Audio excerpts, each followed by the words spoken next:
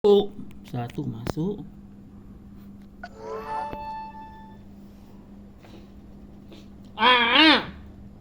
Ada dah masuk.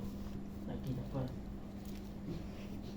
Sabun tengah hari 13 dapat.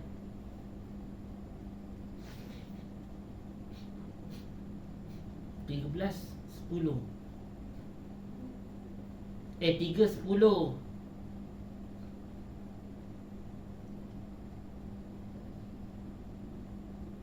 Maksudnya kau dapat 3 je.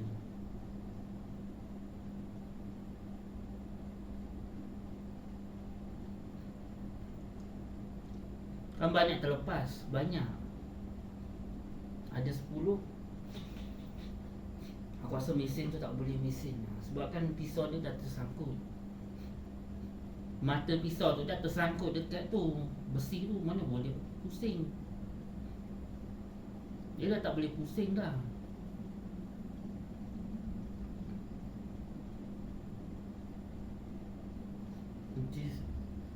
Kau suruh terus tengok lah bawah tu.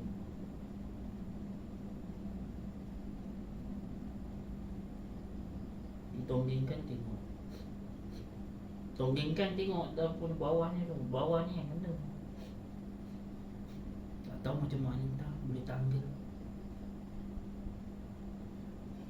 Abah silap tu. Patutnya abah potong. Seorang tu potong. Abah silap. Sepatutnya seorang tu potong. Potong dia punya bawah tu lah. Kan dah susah dah sekarang. Sekarang dah susah lah. Abang tak potong, dia susah lah nak mesin.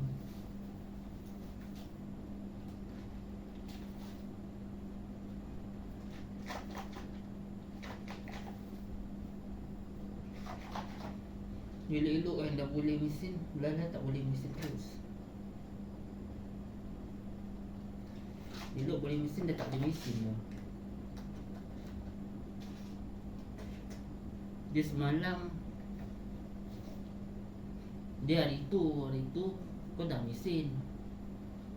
Lepas tu nak mesin lagi ni tak boleh. Dia dah sangkut. Mata pisau ni dah sangkut. Sudah kacau ni.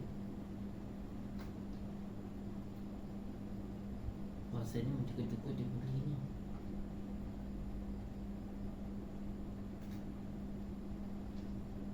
Tu cakap 3.10 baru dapat. Pasal sampai 10 aja lah.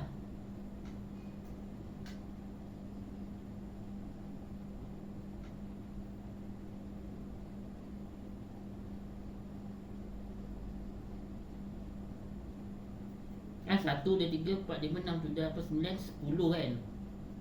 10 11 dapat, 12 dapat, 13 dapat. Maksudnya 1, 2, 3. Macam tu baru dapat. Berapa? Berapa tadi?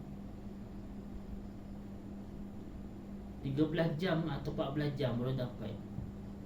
Lama juga.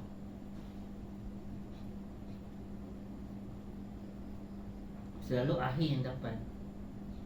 Selalunya akhir dapat.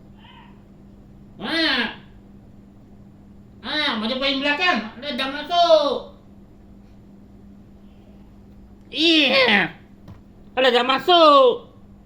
Macam paling belakang. Macam